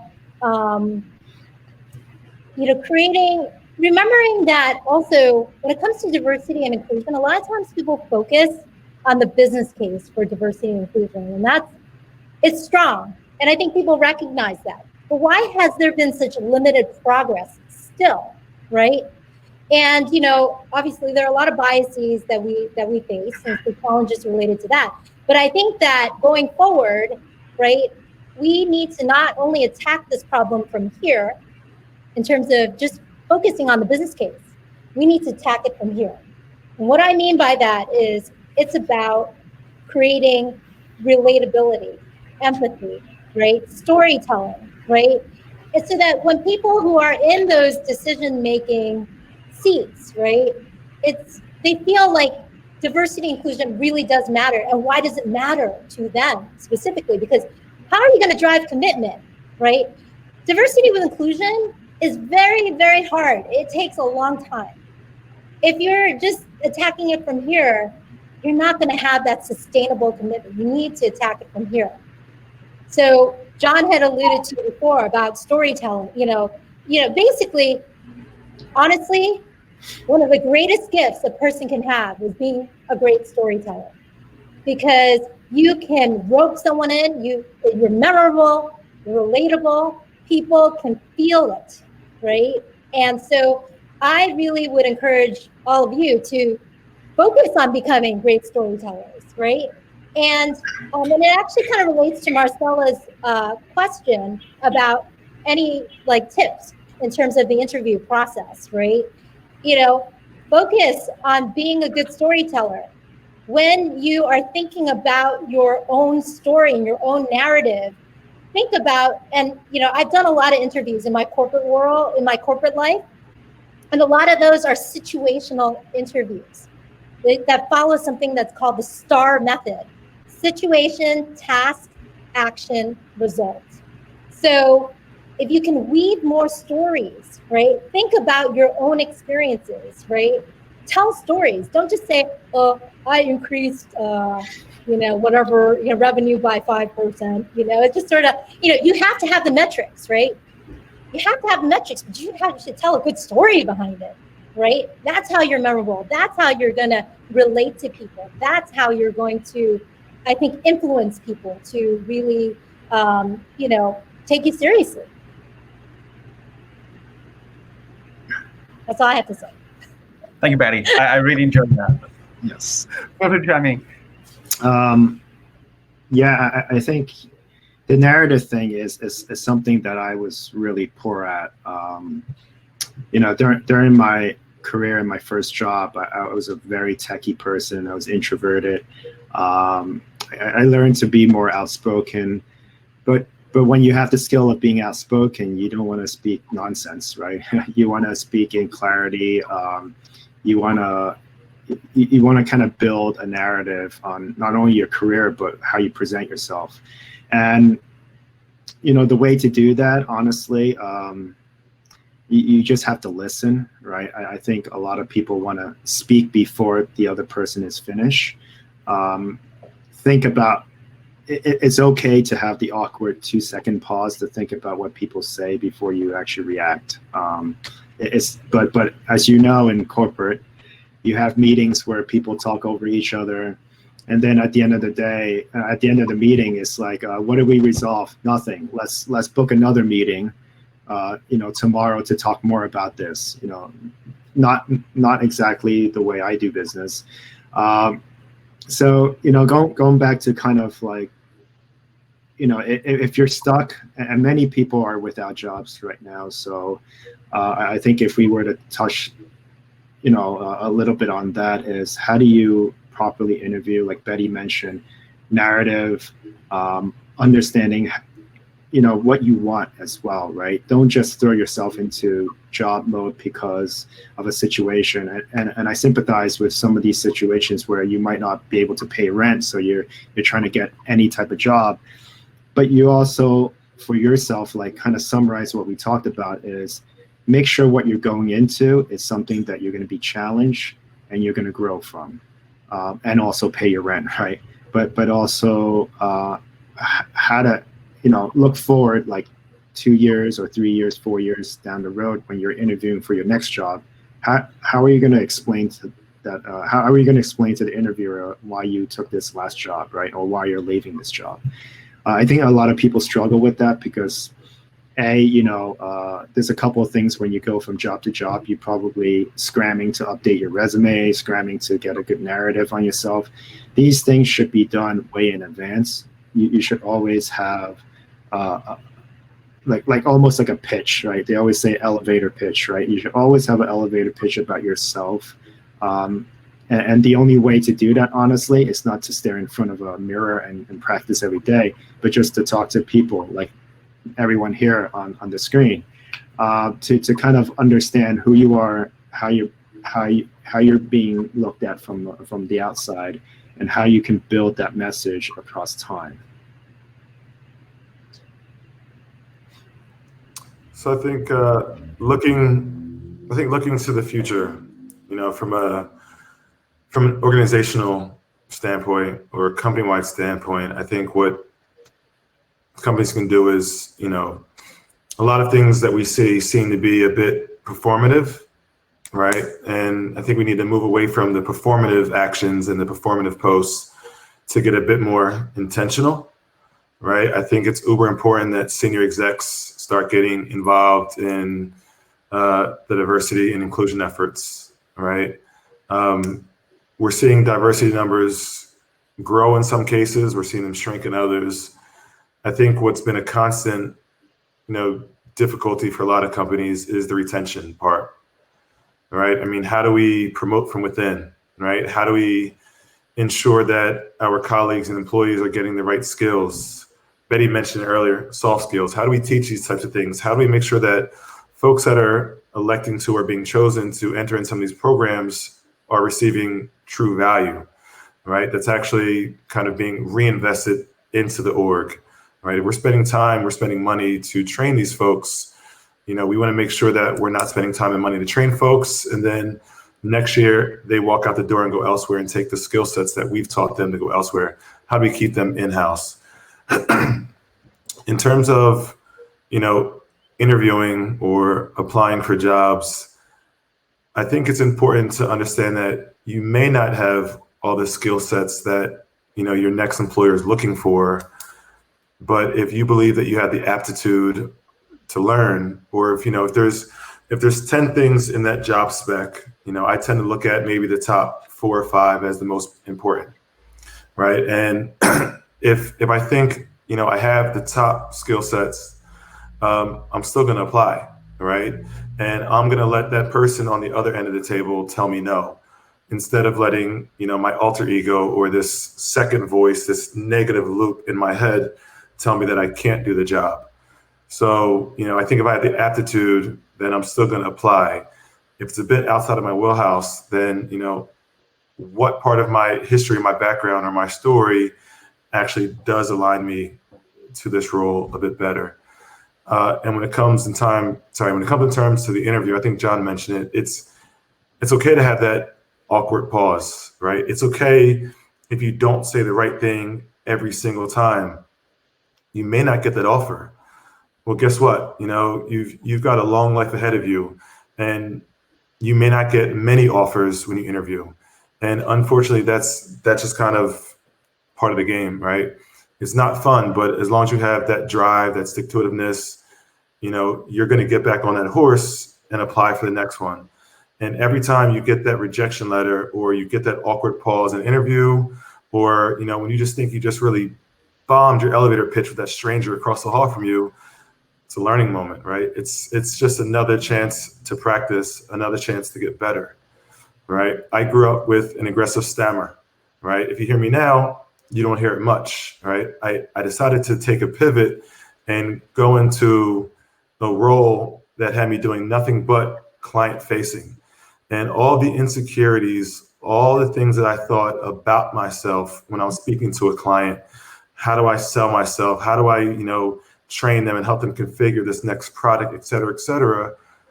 When I started to be a bit more vulnerable with my colleagues, it was eye-opening, and it was shocking how many people had a different background and outlook when it came to public speaking that had the same exact insecurities that I have, right? So I think, try to step forward with more positive intent and realize, look, you're not perfect, right? And when you see people on a TV screen, they're not perfect either, right? But they've rehearsed, they have scripts, and they failed 1,000 times as well.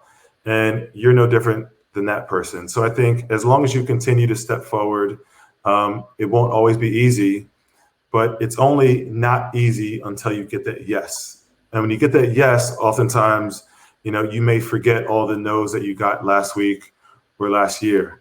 But as long as you kind of put one foot in front of the other, at some point you will get a yes, because at the end of the day, it really only takes one person to believe in you. It takes one company to say yes. And at the end of the day, it's all about opportunity. It's about growth. And it's about putting yourself out there and starting to become comfortable with being uncomfortable.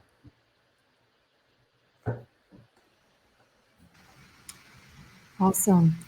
So I think it's always very important to not just think about stereotype or other people think of you.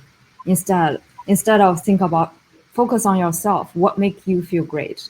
Because I think for everyone, if they can bring the best of itself, it actually can make a lot of things easier and make your life happier. In that case, you can make more impact or positive influence around the people and about the work. I would say for some people, they can easily find, or in the beginning, they can find the job they love or they want to do. That's really a lucky thing. And for many of us, including myself, I wasn't being able to find the job. I thought that's the right job for me, but at the end, because I didn't know myself so well. So I would definitely suggest people to do some personality tests, to experience different things, to understand yourself and what makes you happy, what kind of job or what kind of things help you to relax and to really understand what you need. That's so important. And once you find that best of you, actually, you can easily to make impact. It doesn't matter if you are a minority or which area you work on. Great, awesome. Thank you so much. Thank you, guys. it's been running over time, but I still want to give that, a thank you note to all of you. And do you want to take the last 10 minutes? Maybe we can answer a few questions that from the audience that we pre-collected from the registration. And also there's a few live questions coming up.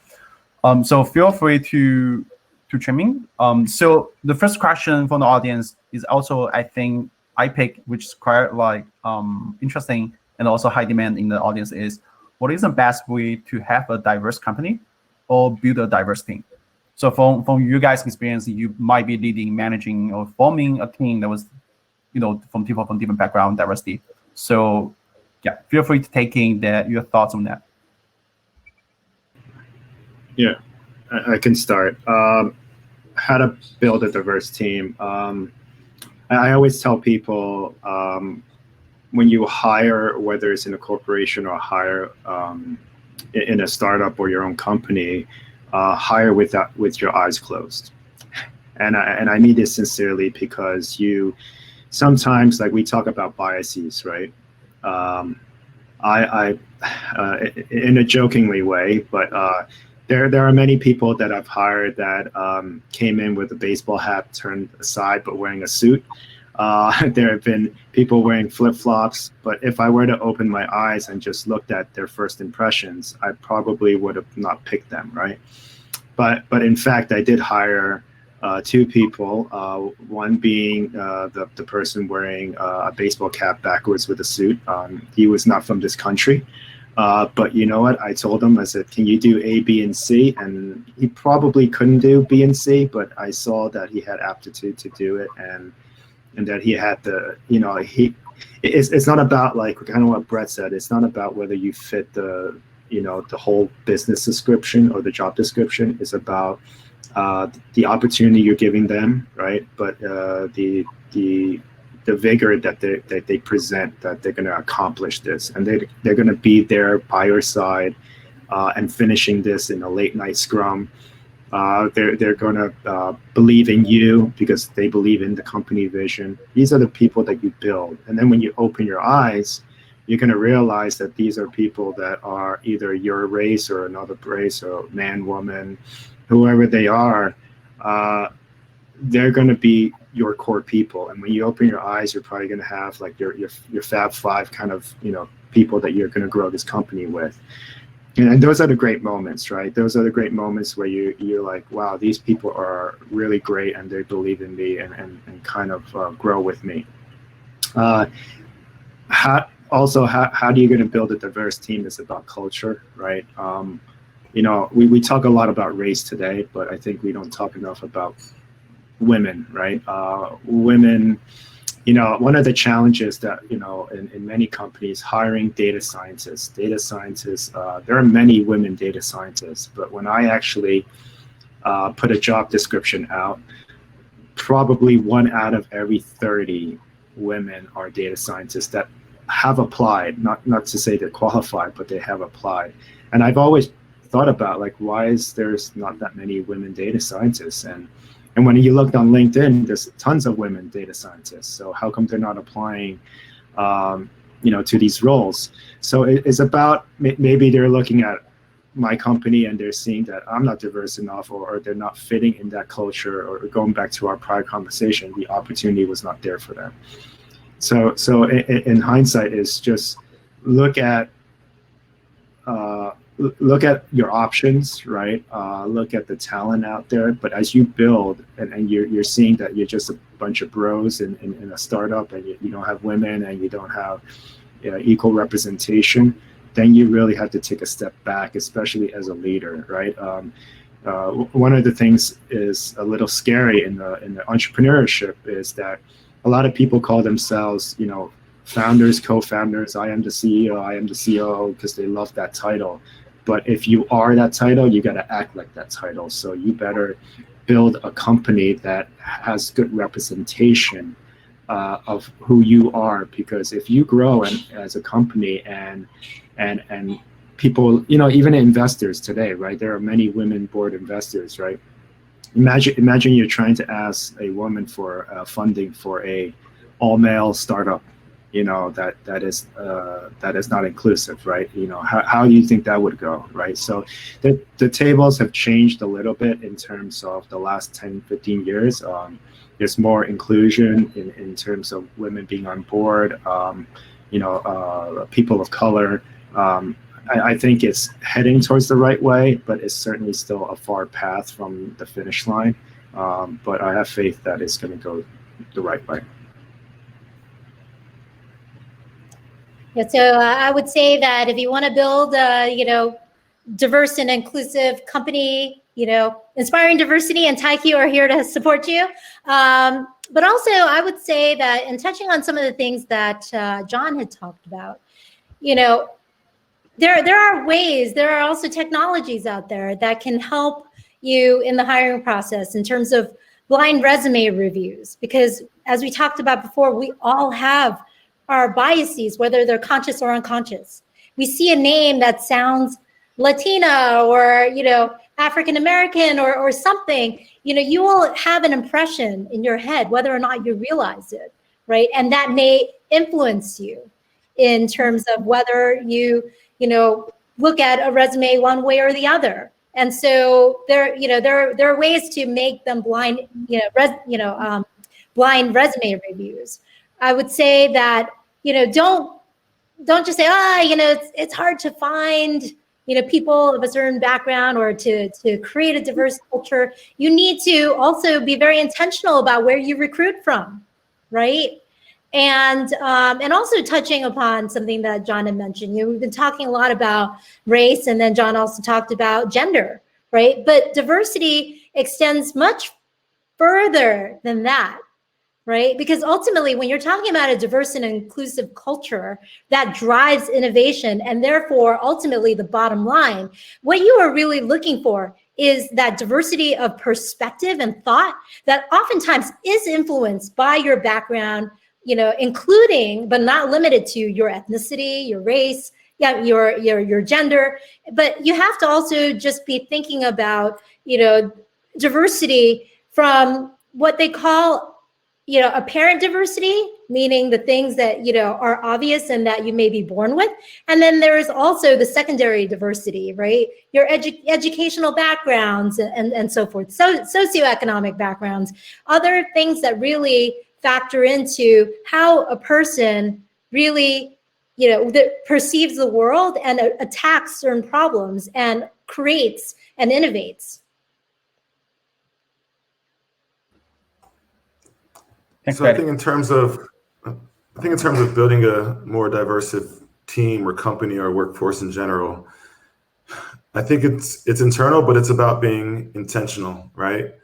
I mean, we've looked at the data, and we know that having a more diverse team or workforce gives us greater outputs, right? So if we're looking for greater outputs, then we have to be intentional about creating a more diverse environment, right? Whether it's gender, it's race, culture, et cetera, et cetera.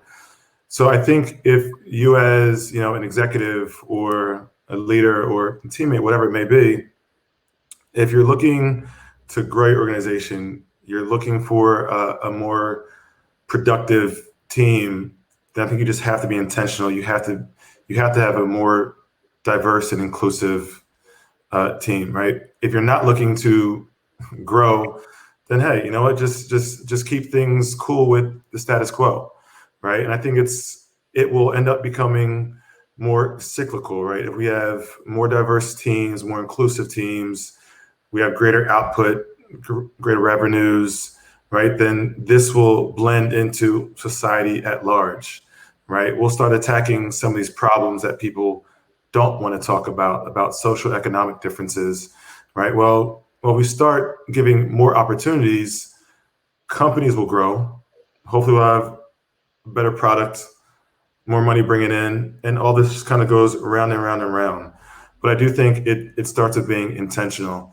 And if you look at your circle, it's very easy to look at your circle and say, wow, a lot of people look like me, or they sound like me, or they're just in the same industry, because it's really easy to meet like-minded individuals, even if they're not the same race, they're not the same nationality, where you work, just the nomenclature that you pick up it's super easy to go to a happy hour and meet someone that works in the same industry because you have that in common, right? But if you want to have a more diverse workforce, you want to have a more diverse network, it all starts with being intentional. Thank you, Brad. And Michelle, you want to add in something before we move on to the next question? Yeah, I was just like quickly brief, and I cannot agree more with Brad. It's like diversity definitely built out with intentional. So, for example, like in terms of build up like a board of directors for the early stage startups, I think they also need to consider about building their board directors and also advisor board to invite different peoples from different backgrounds, which can help them to understand distribution in the market much better. Yeah, I think study already proved that diversity increase productivity and also definitely leading to the correct decisions. So I think we should definitely intentionally build up diversity. Great. Well, thank you guys. I think if you guys don't mind, I also want to probably give the time to one more question. I think we have like some live questions here. So one of them actually from Wanda. I think let me rephrase the question is, how do you lead, initiate, and maintain a conversation about race properly, even if it becomes uncomfortable? So assuming it's more in the professional setting.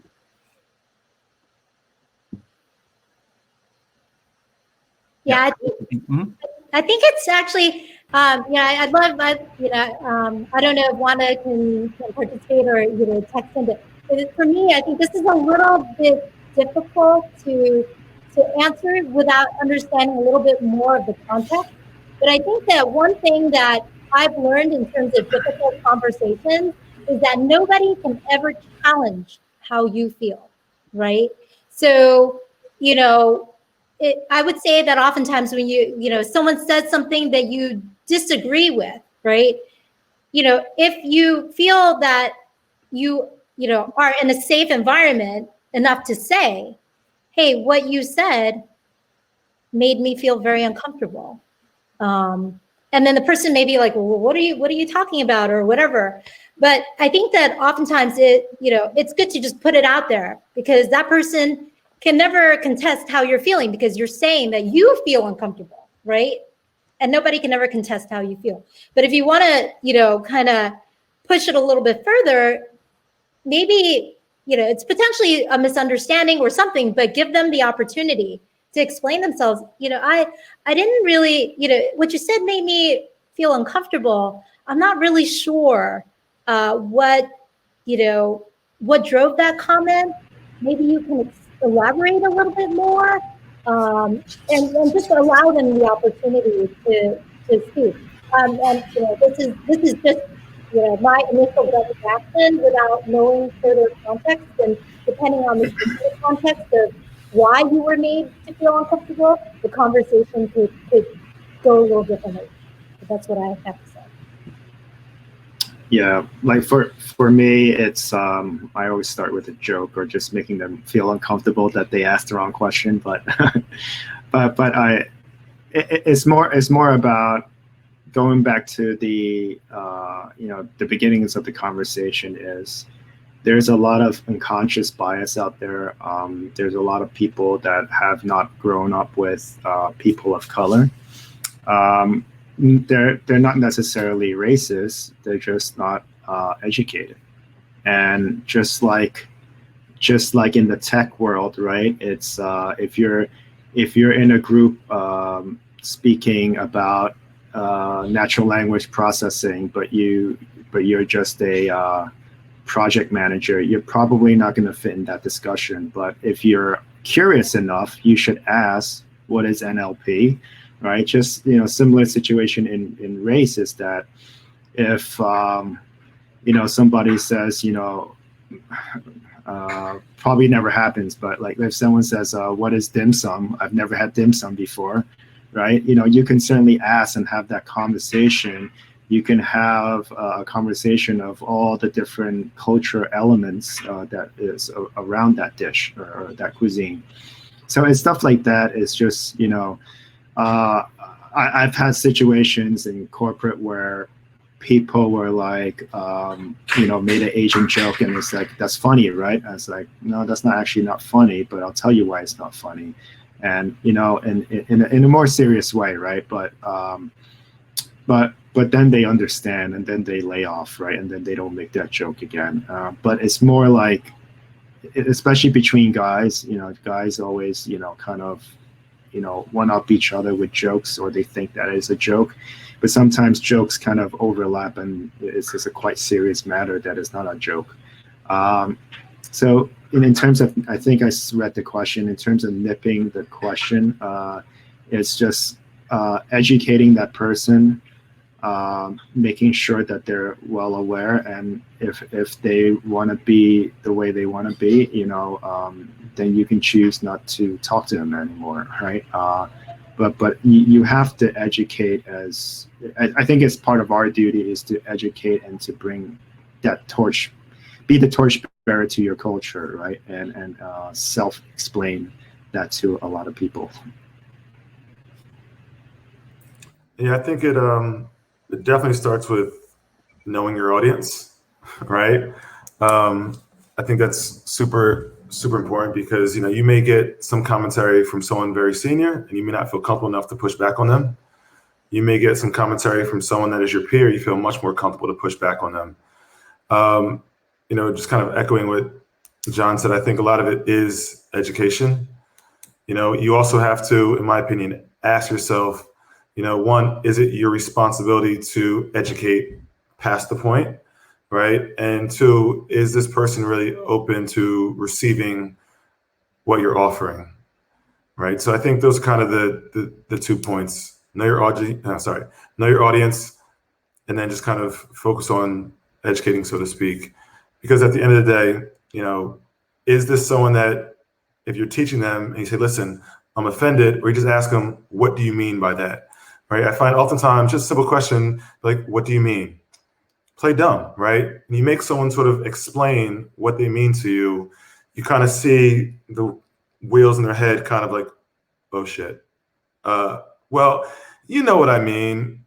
No, I don't know what you mean, right? And it forces sort of an uncomfortable conversation, but that's not always bad, right? And at the end of the day, if it gets to a point where you're just feeling really uncomfortable, you've got to ask yourself, is this an environment that I really want to be in long term?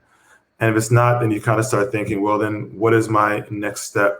Because I can't change everyone's opinion, right? I can't change everyone's mind, but if you can change one person's opinion, one person's mind, I think that's a positive way going forward.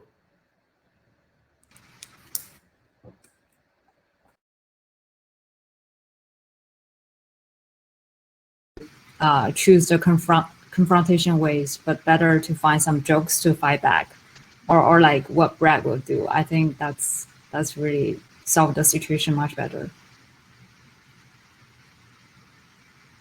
Jay, you got muted. Sorry, I was about to say you mute yourself previously. So I think that your message was missing for the first 10 or 15 seconds. Can you hear me, Michelle? Were I muted? I think I was fine, right? I was. You got muted. Yeah, I think okay. we can go to the next question. Okay, got it. Yeah. So, well, I think I do actually have more questions pile up, but unfortunately, like just read one at a time. But thank you all for joining us tonight, and we really enjoying that. Before I wrap up and move on, do you wanna do a quick event shadowing for what's coming next? So in 2 weeks, Thursday again, but will be 8 p.m. Eastern time, we will have a conversation about fintech trends in 2021. And then we're talking more about how the COVID has shaped the industry. So John, I think you will be interested in that conversation. So how has the fintech industry, what the region global trends you have, and what kind of product makes you stand out? Those are questions. If you're a founder, you are a professional looking into finance or fintech, or looking to pivot into the industry, this is a great event for you. We will invite some seasoned entrepreneurs and also CXO from startup to join conversation as well as VP from BlackRock to leading the conversation as a moderator. So tune in. If you're interested, feel free to sign up using the button on Ask VP for next event button. So yeah, so moving forward, I want to say thank you all. Thank you, Brad. Thank you, John. Thank you, Betty and Michelle as well. Thank you for joining us tonight, and as well as all the audience who stayed through in the past 2 hours. The conversation has a lot to go, but unfortunately we have to wrap up for tonight. And I'm pretty sure, I hope tonight's conversation served as a good opening, especially given from the debate coming out at 9 o'clock. I'm pretty sure we can see a lot of reflection on the diversity going forward. So that might be bringing out a lot of questions we talk about in a larger scale and a larger platform. So again, thank you all again, speakers, audience, and feel free to follow up on social media, LinkedIn, and stay tuned on our newsletter if you're interested in our future events. And we will come back and have more conversation about diversity in the future. Thank you, and have a wonderful night. And bye, guys. Bye-bye. Thank you, Jay. Bye. Thank you, everyone. Bye. Bye, guys.